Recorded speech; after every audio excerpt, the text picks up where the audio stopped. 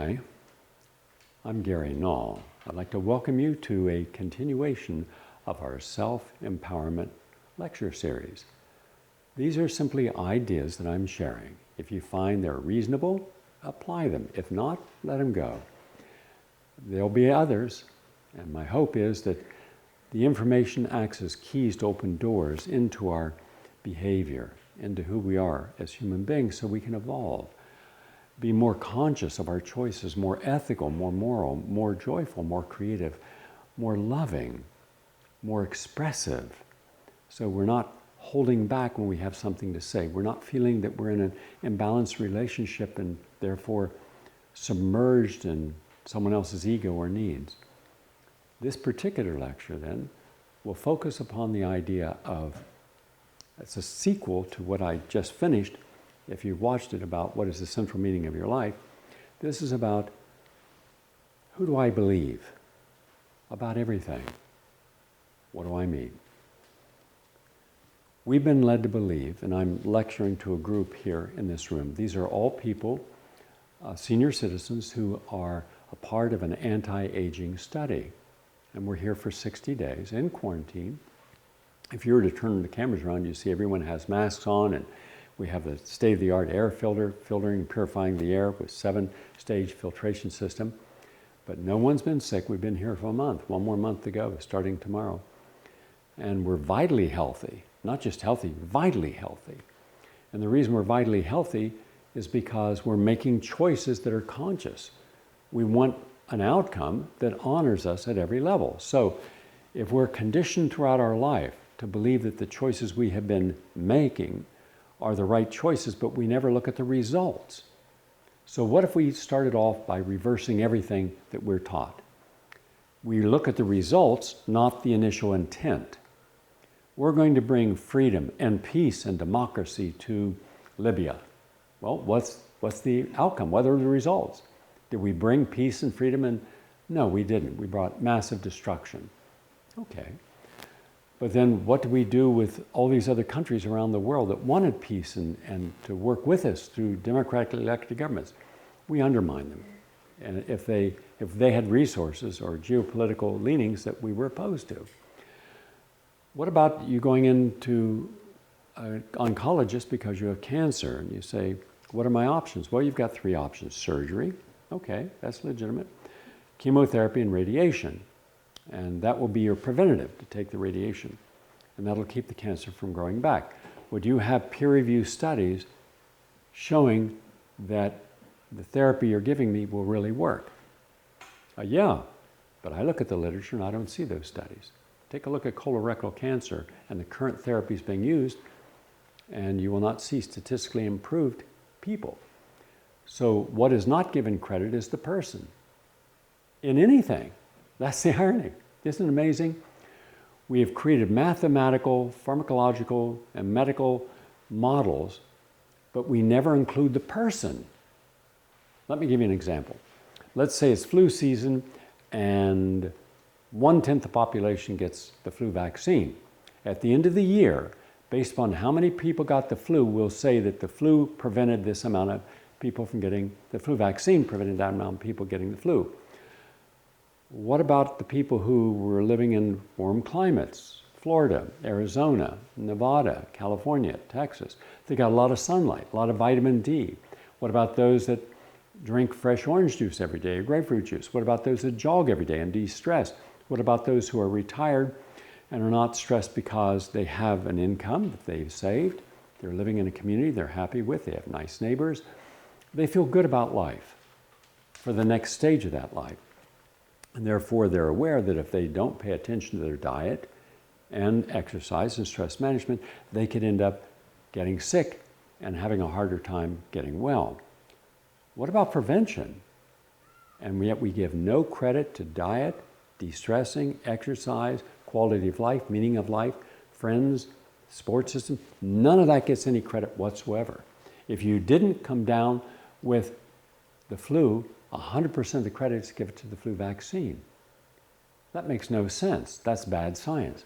And yet that's what it is. If you are treated for cancer and you don't die, 100% of the credit goes to the treatment. Nothing to you. But we know from all the studies, multiple studies, that the choices you make, the energy, the emotions, the positivity that you put into that getting well, it does count. We know that depressed people have a depressed immune system, and anxious people suffering from anxiety also have a depressed immune system. Hence, people who are depressed frequently make poor choices. And when you're making poor choices, you're going to be victimized by those choices. If you're depressed and you're eating a lot of sugar, that's terrible for your biochemistry. And what if you're eating a lot of fried food and you're gaining weight, and you're becoming obese, and you have diabetes, and you have pain, and you're depressed? You're far more likely to die. Now, what if, on the other hand, you're a person that is making good choices, positive choices, because you want a good outcome? And you can't have a good outcome making bad choices. It doesn't happen. And yet somehow we're told your choices don't really matter. You don't matter.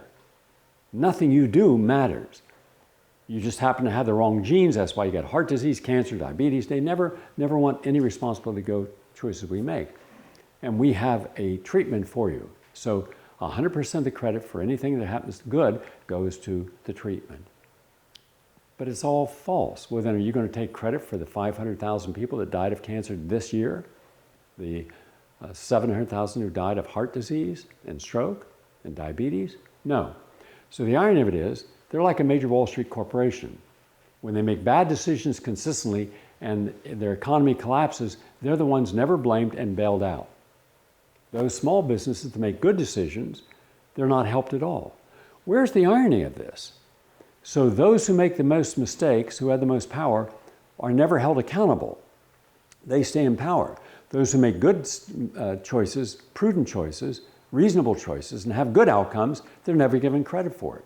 Shouldn't we be using the model of their behavior in running a small business or running your own life as examples of what could be done? The parent that has some standards, that doesn't try to become a friend of their child, who wants to hang out with the other children, and this is massive, or the one that super controls, micro controls every single gesture coming out of that child's mouth. They're the helicopter parents. Now we got even a worse generation, the bulldozer parents. Because of their position in society, their wealth, they demand that their children, who may not have studied, may not be, let's say, intellectually capable, they're put into a university that they didn't deserve to get into. We've seen that in the scandal, right? Well, first of all, the kids are the ones who should have opposed that. We're going to go to this school and we got to pretend that you're on a rowing team. But they know they're not rowers, they're not athletes.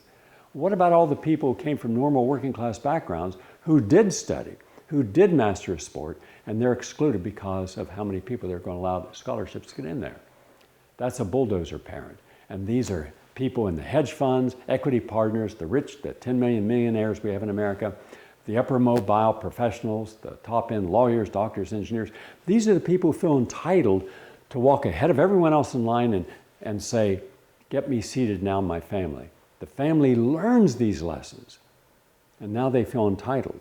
They feel entitled to no longer have to use politeness, manners, morals, etiquette, character, empathy. None of those exist in many of these parents' mindset because they're careers. They're great white sharks. They're looking for blood in the water.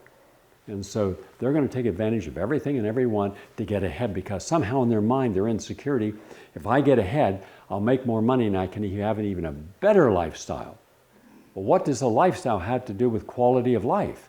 How about nothing? It's just stuff. Whether it's a bigger house, bigger car, more clothes, places to go vacation, it's just stuff. I can take peasants out of a field in Nepal that has one of the highest quality of life references in the world. I can go to Norway, Sweden, Switzerland, Denmark. Higher quality of life, longer life, happier indexed people. We in America, happiness is not in our top virtues. And yet we think we can buy happiness, and we can't. So think of the parent that thinks that the more they pay to get their child something, an expensive tutor, and it's not just a tutor, it has to be the tutor. It's not just a nanny, it has to be the nanny, the one that everyone else wanted, but we paid enough to get that nanny. $100,000, and they'll brag about the price tags. Rich people, the moment today you become a professional, a lawyer, doctor, engineer, accountant, a business person, a professor, you should be required to wear an outfit every day, all day, when you're in public, similar to a NASCAR. It shows labels of who you paid and how much you paid for everything. And that way we can, oh, you got into the Walton School, you got into Harvard, you got into, oh, you bought a building for, oh, wow. Your kids have got, they're 4 years old and they got designer jeans, $500, $500. My kids can afford $500 pair of jeans. Oh, my kids go to camp and we actually hire a chef to go to camp so they don't have to eat that camp food because we are now having our own chef. Well, someone else has a chef. Well, our chef was good. You got that chef? How much do you have to pay for that? $20,000 a week. We only paid $12,000. Well, I hear there's a chef that will only charge $30,000. So we can now brag that, hey, we got enough money. So everyone knows we got the $30,000 chef and we don't want our kids in a tent. When I went to, I don't know what about you, when I went to Boy Scouts, we lived in a tent, right? And when it rained, we had to trench around it, otherwise everything was wet and smelly and soggy. And we ate whatever was there to eat. But now it's no. We want our child to have the space. We want computers. We want games. We don't want their environment to be anything less than what they would have at home. And we don't want them riding on a bus with everyone else. No, they'll fly up in a private jet, and then they'll be driven by limo. But the bus ride is only $40, and it's only an hour and 20 minutes north of New York City. True story, by the way. True story.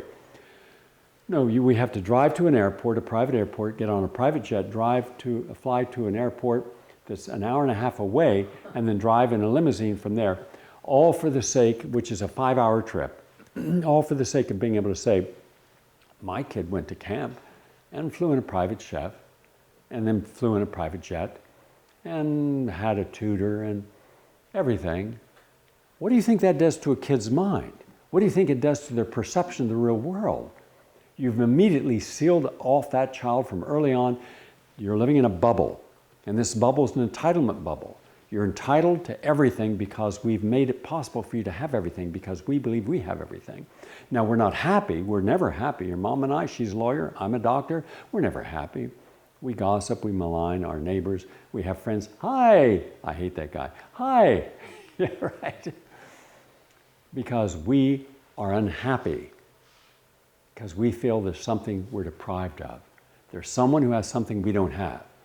My God, think of that. Now, yeah, I can do a simple procedure, but that's not going to pay for that special trip we're taking, all right? So I got to do more. So we start over-diagnosing, over-treating, or taking advantage of people's naivety and investing. You make an investment, you get a commission in and out of that sale. But are you putting that person in a position to actually risk losing their livelihood? Yeah, but that doesn't bother me because I got to pay for a big rental out in Long Island in the Hamptons in the summertime. I have to show people I'm more than them. The school teachers, there'll be 20 of them in a rental house. The place will stink. The place will, probably have bed bugs. They'll probably bring the damn bed bugs because they work at public schools. Do you really want a public school teacher hanging out with the Hamptons in your house? Absolutely not. Now, if you came from a private school, oh, that's a different perception. And if you're one of the top people, oh, that's different too. But if you're a professor and a tenured professor and you come, well, that's very special. But if you're the dean, that's very, very special. And if you own the hedge fund, so you don't need to be with anyone else, so you can have your own house or your superstar, you can rent on the house for $300,000 a month. But we can afford it. We're making $30 million a year. So what's that? It lets everyone know we're the ones who get the table in the little tiny restaurants you'd never eat anyhow. Food's not any better than any other restaurant. But we're all waiting in line with people we don't like, would never meet in real life, to show that we're the ones who are getting the tables in this little restaurant. And we're the ones who are invited to a party. And the Hampton parties are like the Hollywood parties. Everybody kisses the air, and then they look over someone else's shoulder to see who's more interesting than the person they're talking to in front of them. Oh, we're talking right now, ba ba ba ba ba ba ba ba. I'm really looking around the room at everyone else because you're really boring. And my God, the insanity of our social interactions, the falsity of it. But it's all this going on. Yet if you go out to Brooklyn and go in someone's backyard, people are communicating. People are having a beer, they're talking, they're doing a barbecue. There's actually an energy exchange. They don't want to be anywhere else. They like you. You're their buddy. You're their family. You're enjoying the authenticity of combining energies together for a wonderful experience. And yet everywhere else, people are not happy where they're at. They're agitated. There's got to be some better party, something more significant, because that's how they're known, by what they own, what they associate with, the money they make, what they buy, how much they spend. And that's over 50 million Americans in the professional class. You've got 17 million plus family members, 10 million millionaires plus family members. You're dealing with over 50 million Americans who are living in bubbles. They have a lack of empathy. They have a lack of society. They have a lack of concern about how they make their money, because the end results are never what's challenged. How did you make your money? Did a forest have to be cleared so you could make money on soybean futures of genetically modified soybeans? Did you have to destroy the Amazon, take the lungs of the planet and destroy it so you could make money off a deal? How much debt did you accumulate? What did that cause people? So you have gentrified a neighborhood in Brooklyn, or gentrified a neighborhood in Manhattan, or gentrified a neighborhood in Baltimore near the river, or across from Windsor in Detroit. So now you have 10,000 people that can have shops and boutiques and movie theaters and restaurants and gyms and feel very good about themselves. What about the people that live there? Do you care at all about them? Is human suffering, human displacement at all in your mindset? The answer is no. No, it's not. And the media, who are as much of dilettantes as the rest of the people and support that, they're never going to write those articles that show what happens when we don't look at the results of our choices. Does any of this sound familiar to you? Yes or no? Show of hands.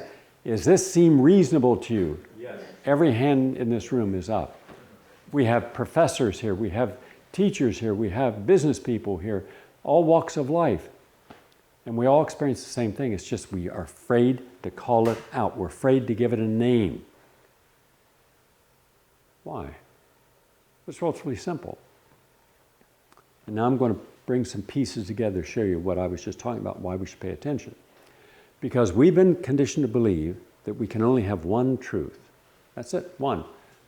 One truth. Why one truth? Because that one truth is a truth that can be controlled by those people who are in the circle of the known.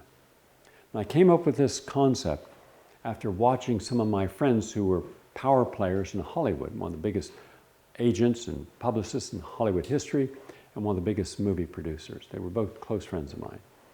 And I also had experience in Hollywood where MGM and Newsweek both got the rights to my Black Hollywood book to make it into, that's entertainment, but that's black entertainment.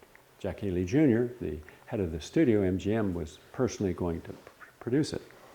So I've had experience. And I saw what happens when people are told there's one truth, our truth, accept our truth, and you'll have a seat within the circle. Now in that circle is the Business Roundtable, the Council on Foreign Relations, the Trilateral Commission, the Bilderbergs, dozens and dozens, probably 200 other small groups. You're talking about maybe 10,000 people. You'll have the military-industrial complex. You'll have Raytheon and Lockheed Martin. You'll have all of these military-industrial complex people. You'll have the owners and the major stockholders behind Pfizer and Eli Lilly and Hoffmann-La Roche, all the big pharmaceutical companies, they have a seat at the table. You'll have the food industry titans, Hoffmann-La Roche, no, excuse me, you'll have Dow and some of the others that are important to, they believe, the economy of farming by creating genetically engineered seeds or pesticides like glyphosate, like Monsanto. You'll also have the banking community. They have a seat at the table, probably 30 major banks like like Goldman Sachs and JP Morgan, Chase, and Wells Fargo. They will have a seat. You'll have the major media, the 7 major media corporations, like Rupert Murdoch, for example, or Disney, Comcast, the people that own those major media outlets. You'll have the major radio outlets. They'll have a seat at the table. You'll have your private, you'll have your insurance industry there, representing big pharma and the medical industrial complex. They make 1/3 of that $3.5 trillion we're spending this year. And so they're there. Well, then they have to have spokespersons. They have to people defend some of the actions they take, which in and of themselves would be egregious and are egregious. So when you start looking at food, finance, education, national security, all of these big pharma, medical industrial complex, they're the people who have the seats. And behind them are the private families like the Waltons and others, and Jeff Bezos and Bill Gates, the people who have tens of billions of dollars, Michael Bloomberg. And they have a seat, and all these people have something in common. They seek power. No matter how much you give them, they want more. And so they have then spokespersons. The policymakers are sitting at the table. The opinion leaders are standing back. These are your celebrities. These are the people they can hire to try to sell you that their choices are good. Like vaccines are necessary, so get your vaccine. Buy this, item and get 2% return with this credit card. They're the people who tell you that you should be buying something, using something. They are the voices, the spokespersons. And they are then looked upon as these are the new, let's say, heroes of our society, whether it's an athlete. And yet these are not the Willie Mays, Hank Aaron's, the Babe Ruth, Lou Gehrig's. These are not the people who at one time were our heroes that we could look up to. They were models of humility and great talent. They went back from, the Dodgers, Brooklyn Dodgers, or the New York Yankees, back into Brooklyn or Bronx, wherever they came from, and go to their brownstone and sit on the stoop with their friends. They were respected, but they were friends. They were just normal people. Now, all those people, the moment you become successful, you move away to where all the other successful people live. It's like we have a colony, and our colony is like a green zone. And if you're not famous or have a seat at the table or a spokesperson for the people at the sitting at the table, you're excluded. You can't get in here. Well, first of all, what do you think that does if you're the average person and you're excluded from everything all the time? You're never invited to anything, ever. You're never asked for your opinion, but you're asked for your vote as a pretext to one person, one vote, when we know that billionaires can buy elections and do. So then at some point, you have to at least awaken your consciousness that, gee whiz, this idea that there's only one truth, and it's the truth of who's giving you the advice, and they're on that circle, because behind that circle, the medical industrial complex, are all the doctors who are sitting in the bleachers behind them saying, you're the spokesperson for us. You tell us what medicine should be. If you don't want the patient having any say-so, tell us and we won't allow any patient input. We'll get them in, get them diagnosed, get them a prescription, get them out. And then someone says, hold on, excuse me. What if there's more than one truth for everything? What if for every single person at this table and every single ideology and every single reality that you are supporting together, what if there's a non-invasive, non-toxic, humanistic, moral, ethical, environmentally sound, sustainable solution that's over here? Will you acknowledge it? And the answer is never. Never, ever, ever will any institution or paradigm allow you to believe that their single truth is the only truth, just like an ultra-Orthodox religion. Our God is not your God. If you want to be a believer in our God, fine, but don't ask us to learn anything about your God, your belief. We don't care. So now, imagine as tough as it is to have a conversation about religion with someone who's ultra-Orthodox. You have ultra-Orthodox business capitalism. Everything comes down. Nothing comes down except oppression, exploitation, and demeanment, and the evisceration of a person's rights and what they stand for as human beings. So, one day you're saying, I heard that if I do A, B, C, and D, that I'll have a good outcome. If I start eating healthy foods, a plant-based diet, yeah, well, how many people are vegans? 3%, 3%. Well, how many people are actually eating healthy every day? 3%. 97% of Americans don't eat healthy every day. How many Americans exercise? Well, exercise to what degree? To get into shape? Are they competitive athletes or just exercising? That's important. What about de-stressing? What about meditation and yoga and Tai Chi and prayer and journaling and nature time as a way of de-stressing, bringing our cortisol down, bringing our hormones down that are stressed that can lead to heart attack and disease and damage our arteries? And Seer, this single truth says, hold on a second. Where are you going with this? Let's use an old CIA coined term, conspiracy theorist. Are you suggesting that if we start eating like a rabbit, plant food, that we're going to be healthy? That's nonsense. No, sir. We have hundreds of peer-reviewed studies published in PubMed showing you the benefit of eating more fruits and vegetables and nuts and seeds and reducing our meat and dairy and sugars. You have no studies on your side. There's no study showing that eating salami is good for your heart.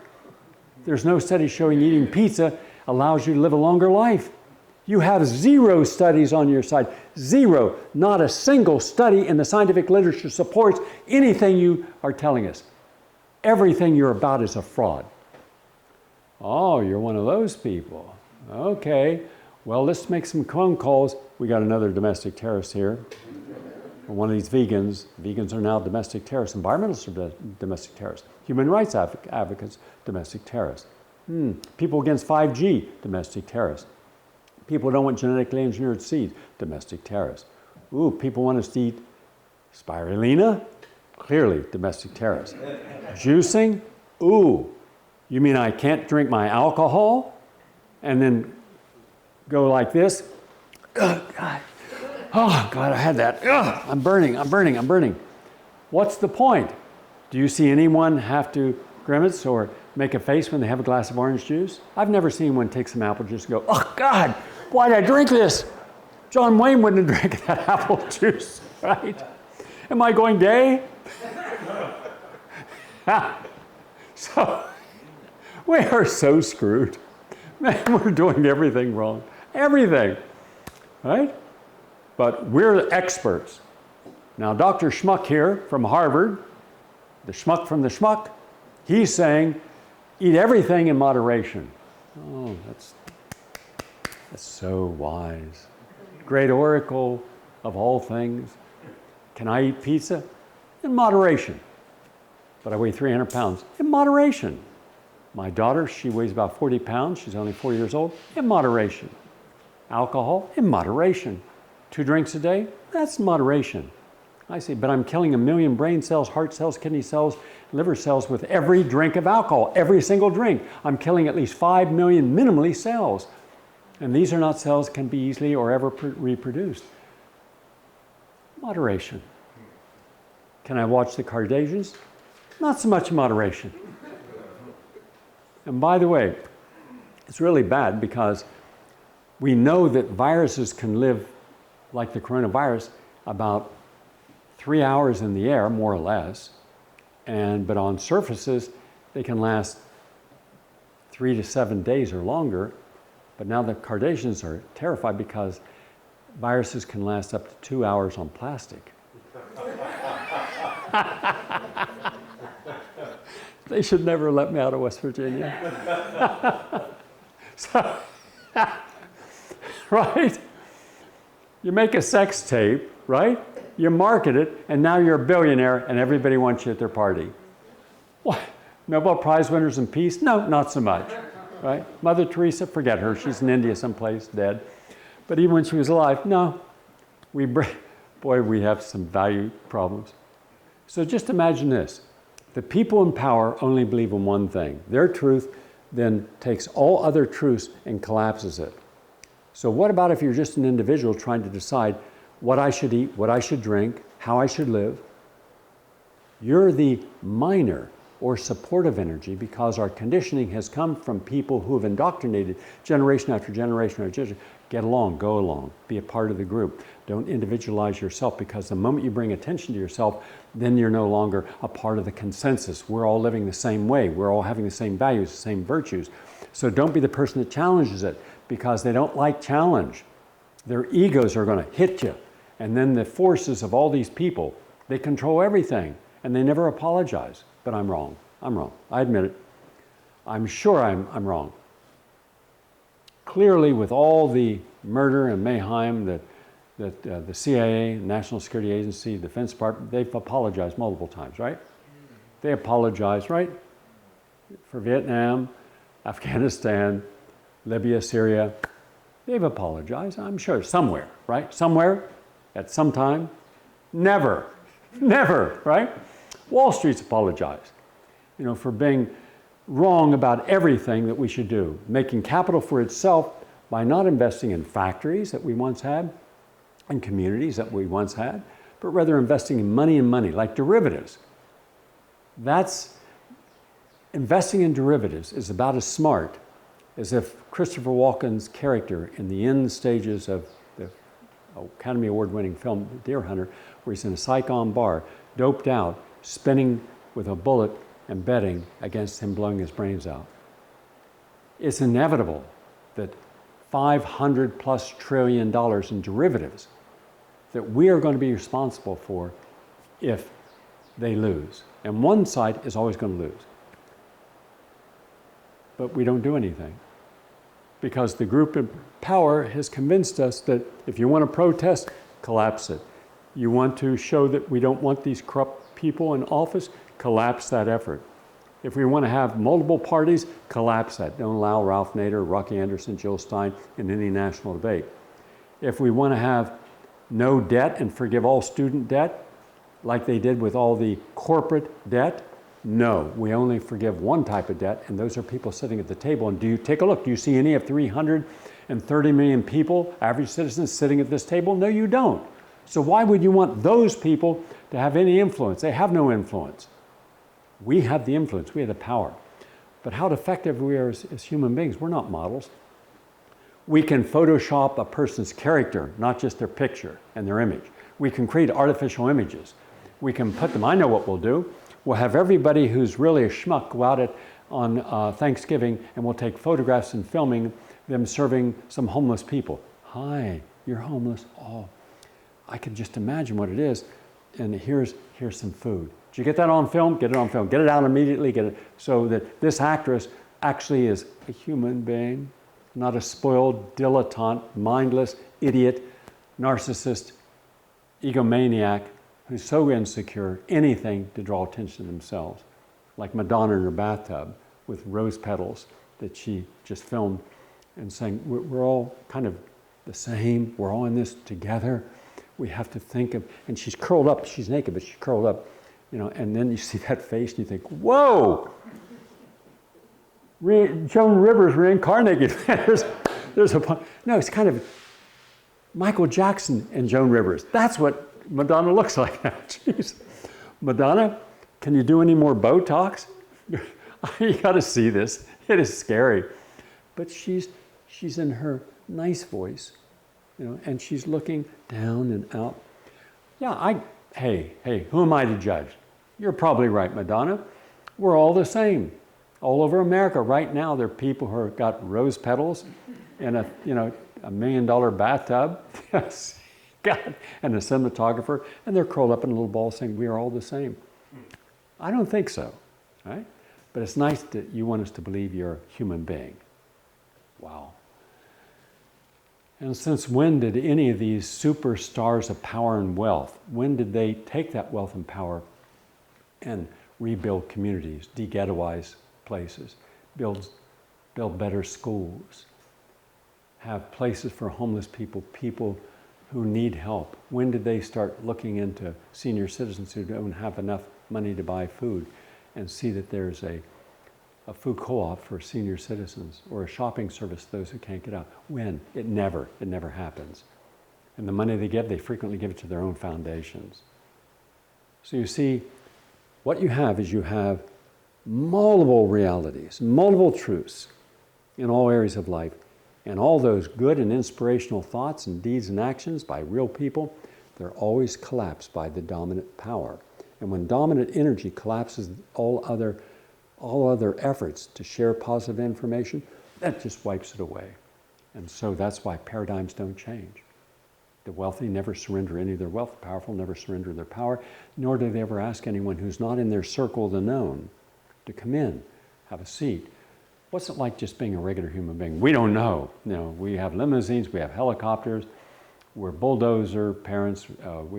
We have no standards. We never allow our children to fail. We never allow them to learn any hard lesson. Of course, our children all hate us, and they're spoiled brats. Have you ever seen how children are portrayed now in any of the films? There's a series that is on Netflix called The Colony. It's actually pretty well done. But the children in there are they're just the worst children you'd ever want. In fact, almost all the children in all these films are just terrible representations. And they're not even aware that they're stereotyping them, because that's not stereotyping. That's how these spoiled kids are. The director, the writer, the producers, the stars of these films, that's frequently how their kids are. Now, you can have exceptions, absolutely. But ask one of these entitled children about the real world and how would you survive without mommy and daddy paying for your mistakes? And the answer is they couldn't. And that's unfortunate. It's unfortunate for them because they're a victim of that.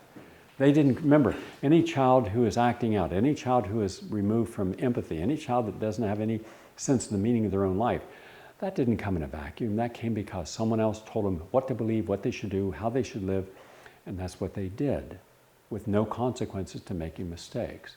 Because there was always a power person dominating, collapsing the individuality.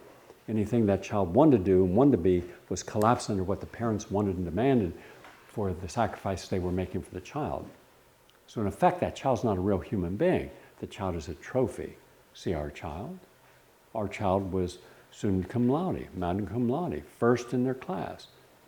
And they had to work at that. I mean, it wasn't easy. We had to get them tutors, we had to get them coaches, we had to get them people to pre-test, we had to pay the teachers to make sure that they got A's, A+, even A++. They couldn't be just a normal kid. Now they got a scholarship to Harvard. It had nothing at all to do with my husband, who's a hedge fund owner, building a new $100 million building at Harvard. Nothing at all. And so they got into Harvard. No, they didn't have a good SAT, but we cheated. But it really wasn't cheated. We were opportunists because we're opportunists. And we hired someone who's a very bright guy, and that's good. And he made sure that their test scores were good. And we've even kept him on retainer because there's so many of them, tens of thousands of people with advanced education, very smart, taking tests for kids who are dumb. But see, our kid got out and then went down to Wall Street, hey, and now they were just one of about 50,000 other people who are young, 4-point students from Ivy League schools, all in competition with one another. Now, we didn't prepare them for real life, and they're not going to go live in some apartment. We've got them a co-op. Of course, we had to. We had to get them a co-op in college. We couldn't have them in a dormitory. Bed bugs. So, and you hang around with an average kid, you could dumb down. We don't want our kid dumbing down. Kid had an IQ of 7 to start, and we built it up to 11. That's something, isn't it? So this is the reality of over 50 million Americans. What do you think it does when people focus upon our media, our society, of the privilege of power? It means those who don't have power don't have privilege. They're left behind. So we're a nation that promises no kid left behind. We're leaving a whole society behind. Imagine that. We've left everyone who is just a decent, hardworking person. We've taken their jobs and we've said, we don't care how many people worked in this factory for how many decades, how many generations were supporting their local community from working here. That's going to China because it's the brand name that has the value. And if we can produce washing machines or bicycles or computers in China or India or Brazil or Bangladesh or Haiti for 1/10 what it would cost in America, because we don't have to worry about OSHA and environmental standards. We don't have to worry about overtime. We don't have to worry about sick pay and vacation pay. We can exploit people. And that's what we do when we're rich and powerful. From Nike on, we are in the business of exploitation. We make the money. Who got the tax breaks? The rich and powerful. The people sitting at that table, and now they're going to get trillions of dollars. So now they're going to come in and do what hasn't been done since J. Paul Getty back in the 1930s. They'll buy up cheap stock and buy up everything they can. They're going to be the new robber barons. So if you thought the Vanderbilts, the Swearingens, the Hills, the Goulds, the Mellons, and the Morgans were powerful, these people are going to be 10 times more powerful because there's 1,000 times more of them. When you've got 10 million millionaires and you've got over 2,000 billionaires, and imagine some of those robber barons never made $1 billion. Now, if you adjust for the value of money back then, back here, yeah, you had some rich people. The richest of all would have been John D. Rockefeller. But now look at the richest people, and Jeff Bezos dwarfs that substantially. And they have more influence over people's direct and immediate lives. So when you wake up in the morning and your child has got diabetes and arthritis and heart disease and they're 7 years old and you're feeding them a sugar-coated cereal, that didn't come because you were part of natural selection. That came because of Edward Bernays, the father of propaganda, started propaganding people of how they can condition you to buy anything, eat anything, drink anything, and feel good about it. So along with that came the idea of you deserve your comfort. As a result, the dominant energy in everything we do and every decision we make is comfort. Well, what I'm about to do make me uncomfortable. I don't want to feel uncomfortable. I don't want to feel uncomfortable. I want comfort in everything. Can I pay you to go run the marathon for me? So comfort and the choices we make. And always when we make the choice, the energy of that choice is coming from the dark side and down. It doesn't allow the authentic self and the positive energy to rise up. But in every human being, you're born with only positive enlightenment. You're never born negative, never born toxic, never born depressed, never born anxious, never born greedy, never born selfish. Children love to share with one another. It's a natural inclination of people to share and care and love. Even in orangutans, they will share food. It's a unique concept when you see an animal sharing their food with another animal. Now, there are Americans who have spent their lives sharing and caring. And the last generation to do this en masse was the greatest generation, our parents' generation. And they learned cause and effect. Good people make good choices. Bad people make bad choices. Smart people make smart choices. And stupid people make stupid choices. But when we have good people making bad choices and smart people making stupid choices, why don't we call it for what it is? They've gone from the light side to the dark side like that. And then whatever works for them, that's what they keep, that becomes the dominant energy. So if you're doing something by taking shortcuts, in that moment it's working for you. If that drug is suddenly giving bliss so you don't have to face any of the circumstances you can't change in your life, then the drug creates that little peace, that little oxytocin, that little feel-good moment. If alcohol blurs your sense of stress, so it's back in the background, the stress, and what's here now is kind of this like little mixed euphoria, or the cocaine, or the crack, or the heroin. And now you're living in this kind of la-la land. So what's going to dominate? The real world in crisis you cannot handle because you haven't been prepared for it? You feel circumstances are beyond your control. You feel other people's egos are dominant over your silent ego, so you suffer in silence. You turn your anger and pain against you. You turn your DNA in an off position. You engage in petty gossip and talking and watching and sublimating your angst and your incompleteness, your lack of meaning and purpose in life, your incapacity to network with good people, to have a good support system. You're afraid to start over because you're told you'll never be able to start over and succeed. You've worked this hard and still there are things that are the big empty. You feel empty after working a whole lifetime. What's missing? What's wrong? Because the dominant energy is not the spiritual, the enlightened, the creative energies that we all have, the mindful energy, the moral energy, the equation that I can't take food from your table and feel good about myself. Yet Wall Street does it every second of every day. So now the good that you wanted to be is collapsed by the social conditioned self that is selfish, isolated. I'll show you how it manifests. I did a film called Poverty Inc. It took 7 years. I started at 2008 and I finished it around 2014. And it took so long because things kept changing. And I kept thinking, I interviewed Professor Michael Hudson, probably 5 times, Greg Palast and others. Some of the finest minds in America were in this film, explaining why we have this poverty. And we have poverty for one reason, because the people who were the leaders of society, the dominant alpha male and females in the industries that they are controlling, led us into buying things that we couldn't afford. So they could even have more money, the liar loans, the subprime mortgages.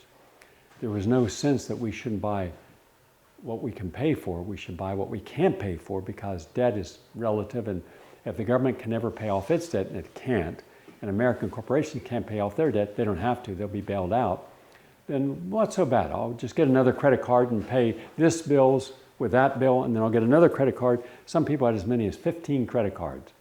It's called kiting, paying one bill with another credit card, then paying that bill with another credit card and that bill, so you can stretch it out over several months. So you get the illusion that you own something and you own nothing. We were told that our mortgages were great because you bought a house at $200,000 and now 5 years later it's worth $300,000. You got $100,000 to spend there. Go to Cancun, buy yourself a new Cadillac Escalade, buy some, refurbish, put another game room in the back of your house, and people did it en masse because they were encouraged to. We have money for you. We have money for you. Your credit doesn't matter. And so people who were not sophisticated believed in these people. And because they believed, they trusted. And all that was ultimately taken back, because once you had that extra mortgage, you now owe the banks $300,000. And the idea is it's going to keep going up, isn't it? Isn't it? Isn't it going to go up? Isn't it? No. It collapses. Every bubble collapses. The tulip bubble collapsed. All bubbles collapse. Personal safety bubbles collapse. All these people who are rich today, I happen to know something that no one has talked about. Someone I know, someone very influential in their field of money management, recently told me that a phenomenon is occurring that he had never expected, never seen before. Those people making $1 to $5 million a year, and that's his general client base, that's excluding their real estate. They're spending everything they make. So if they're making $5 million, they're spending $5 million. And they now are cash strapped. So now they're asking him to sell things. And he said that he got a watch, a nice, beautiful Rolex watch that a man said he bought for his wife in Las Vegas for $67,000, and he went out to price what he could get for it. It was about $9,000 to $11,000.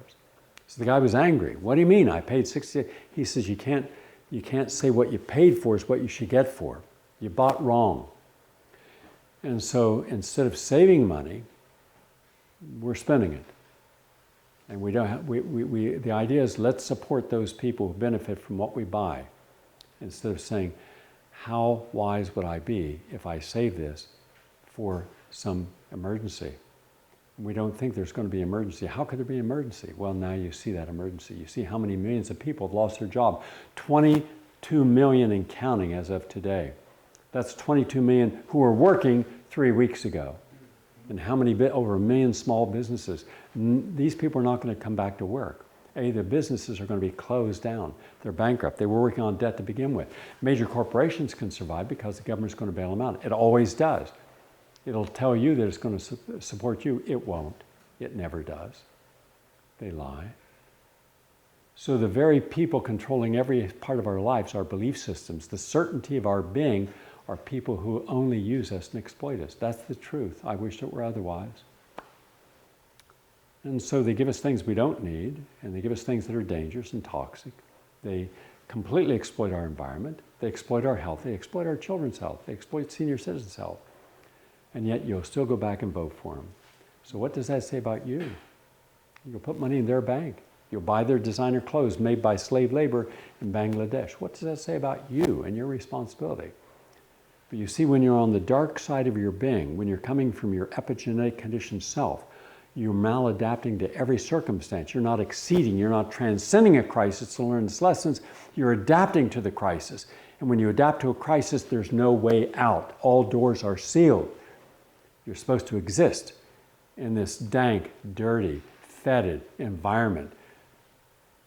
But the people who are rich and famous, no, they're never touched, nor will they be, because they have captured everything that is a power center in our lives. So they're listening to your phone calls, they read all your emails. You didn't give them permission, but they take it. They are not held accountable. Nobody goes to jail for that. No matter what laws they breach, no matter what standards they no longer maintain, those in power rule. And until such time that you shake yourself out of this and start to become proactive in your own life, by changing, transcending your old conditioned self, then by changing, by saying, no, I'm going to vote not for the lesser of two evils. I will not vote at all, because that is then to abrogate my vote. I want to only vote for those who are ethical, honest, honorable, and will care for all people in the right way, without concern for their own financial or political interest. I will only eat that which empowers me. I will have support people in my life who support me, and they will have to have a standard. They accept me as a human being, not someone that I have to change to honor what they expect from me. And that means at some point we're going to have to start dropping the responsibilities that we have been taking for granted. I've got to be responsible for this, I've got to be responsible for that, and one day you have no time for you. You're so responsible for everyone else, there's no time for you.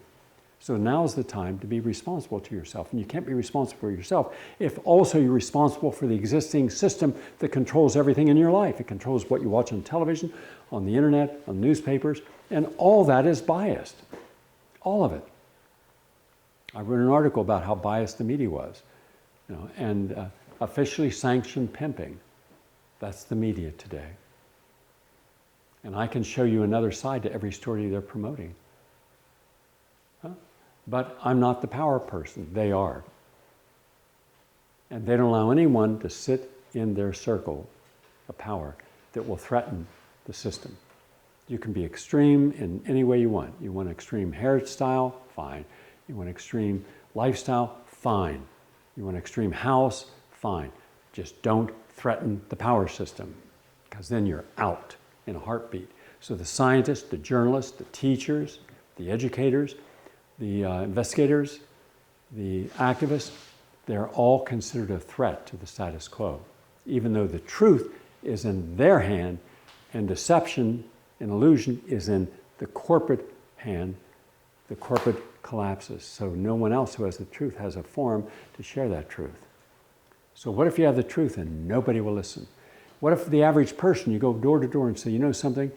You shouldn't be eating this food. It's causing disease, diabetes. And the person opens the door and they're morbidly obese with diabetes, depression, and heart disease. Say, well, that's my right.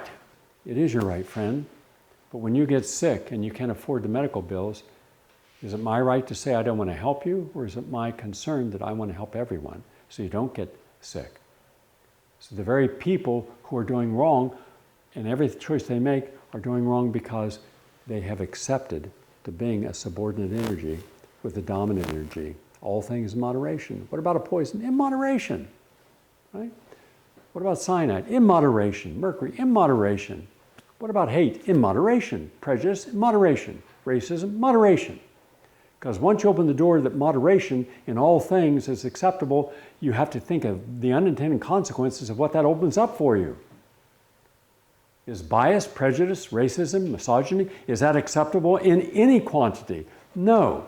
But if the dominant theory is that people are going to not live at the higher level of their spiritual, intellectual, emotional, and creative and humanistic capacity, then everything comes down to the corporate level of ethics. And the ethics in corporate America are absolutely trash.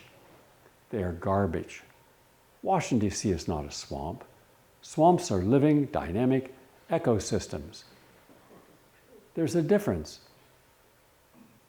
They're a sewer, an overflowing septic tank. It's that simple. Washington is just a shitville, and everyone in it. No matter what you do, you're a part of it. But you don't mind because everyone has immunity from stink. So they spray themselves with the illusion that they're like a rose. And they live in this illusionary world. And the entitled live in an illusionary world. And those, the helicopter parents, and the bulldozer parents, and the politicians, and the media, all the people sitting at the table or living off that table, they live with illusion. So their whole dominant energy is illusion. Power overcomes insecurity, and yet all the powerful people are grossly insecure. That's why they need more power, more control. We, on the other hand, have almost no power over our lives, and hence we abrogate control to them. You tell me what school I should go to. You tell me what classes I should take. You tell me how my kids should teach to the test. You tell me what I should drink. You tell me where I should live. You tell me, and suddenly everything in our lives are being dictated by the very people who don't care about us, except we maintain them in power. So you see, you have to understand that you cannot honor the dominant power and honor the authenticity of the uniqueness of your own being. So which do you give the power to? The illusion that you're incapable of change, or the capacity to change and go through that rough period, go through that embarrassing period of thinking about how many choices did I make that were wrong choices? Yeah, so we make wrong choices. But what if you started today, write a new story and put down new ideals, and you wrote them out? Here are the things I no longer want to be responsible for. So write them down. What responsibilities do you not want to have any longer? And then why? And then suddenly think, my God, I'm the only one who cooks the food. I go buy the food, I cook the food, and I clean up after them. And it's become a ritual. They eat, they go and lay down or go watch television or computer, and this is my ritual. Why? Why can't they go and do the food and do the... So we've got to stop these ritual responsibilities that are not authentic for the moment we're in, no matter what they were in the past. Then make a list of all the responsibilities you do want in your life. I want to be responsible for exercising every day, reading every day, something that challenged me, being creative every day, being spiritual every day, helping someone who needs it. Let me go to a food bank and help them. Let me go to a homeless shelter and help them. Helping people should be a part of our responsibility in life, if we're connected. Subordinating your ego to the reality of the moment you're in, so you're not making ego decisions, which are almost always highly defensive and very mercenary and aggressive. And then decide what truth you want to abide by. The corporate truth, which controls everything, the body politic, industry, everything, or individual truth. And then seek your individual truth, wherever it is. But understand in seeking the truth, you're surrendering the conditioning that allowed them to lie to you. And that takes me back to when I was out filming Poverty Inc. And what I found was there were about 7 million, more or less, homes that were foreclosed on. And it's a ritual that, you get a repossession notice, and you get so many days to vacate, and then that morning, some deputies come out, and they give you like an hour to get out of the house, and people haven't prepared. They never thought that day would come, but it's here, and now they're scrambling, they don't know what to take, they're in panic, they're highly stressed, and all the stuff goes out and is in the lawn. Then it's for anyone to take, or it gets garbaged. And then people have nothing. Now, here's the problem. If you think about 3 people per home, it can be more or less, and there's 7 million, that's 21 million people are made homeless. But we were told there are only, 50,000 in an area. No, those were people in shelters. Those were people who could be physically counted. These are people couch surfing. Now they're in a brother, sister, mother, in-laws. They're in someone's basement, sleeping on a couch. They're in someone's garage where they made up, a garage so people could, hang out there for a while.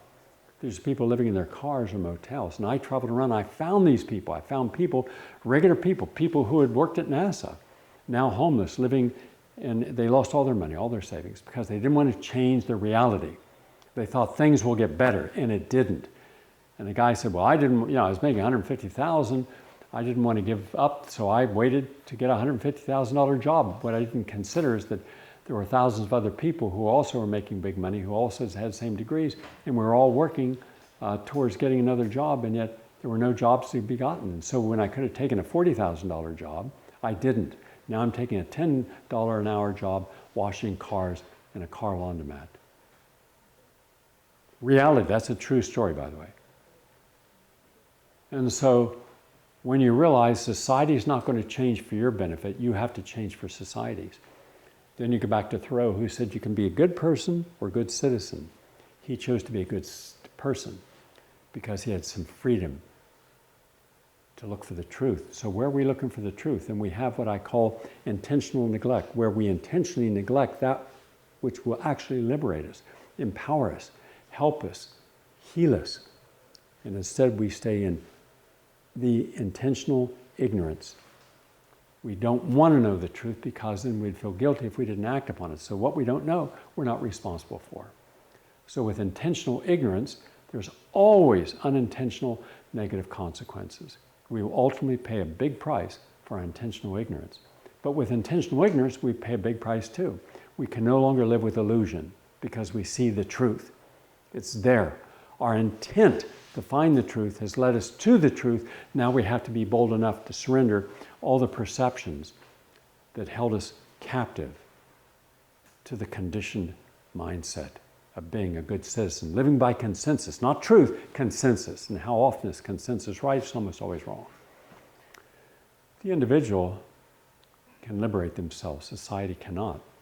Hence, all their neighbors, the very people, and I filmed them, the very people who would watch across the street, look through the blinds as the people that their kids had gone to school together, they picnicked together, they traveled together, they had barbecues together, they hung out, they celebrated each other's birthdays together. Now they're not even going out to say, hey friend, can I help you in any way?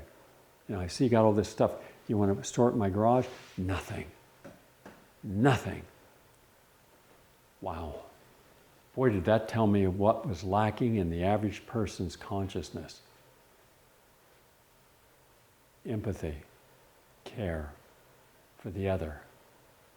And all across America, you didn't have a single demonstration against homelessness. The 21 million who lost their homes, not a demonstration. You didn't have a demonstration against Wall Street. You didn't have a demonstration against the failed educational system. Teachers didn't demonstrate. You didn't have students or teachers protesting the $1.6 trillion debt of students. Well, why not?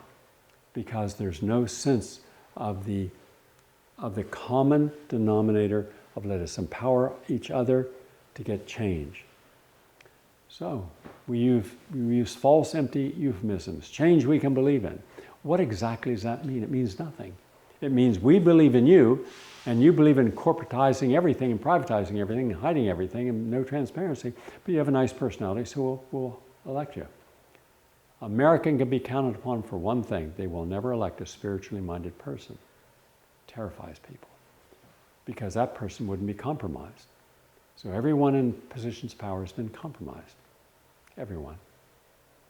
Because you know what the truth is at the authentic level, but your conditioned level says, but, I deserve, and as a result, you feel entitled to use your power in whatever way you want.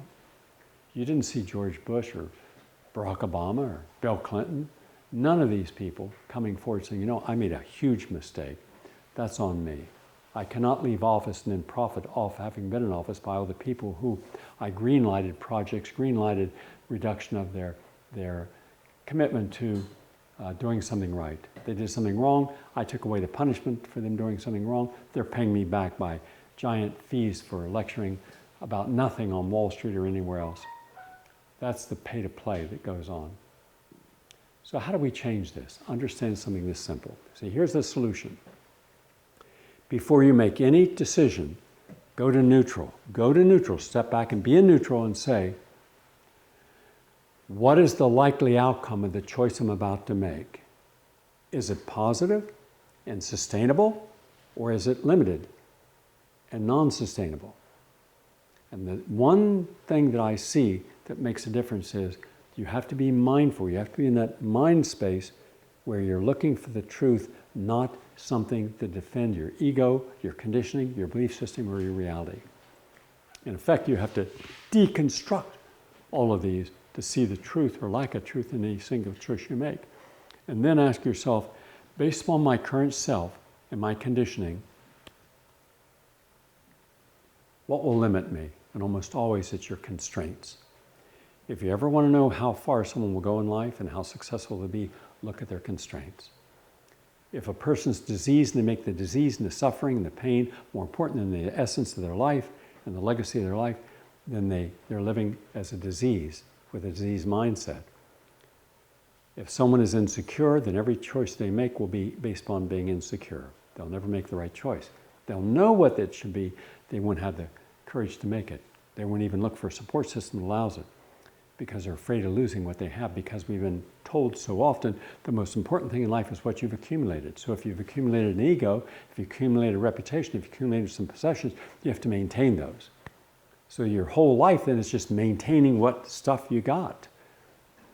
And that means that that's a heavy burden to bear. then where's the freedom to be free, to flow, to try, to experience, to go to other cultures, to go around the world, to see how other people live and what lessons you can learn? There's no time for that because you're spending all your time trying to defend the merits of the choices you made, even when those were not the right choices to have made.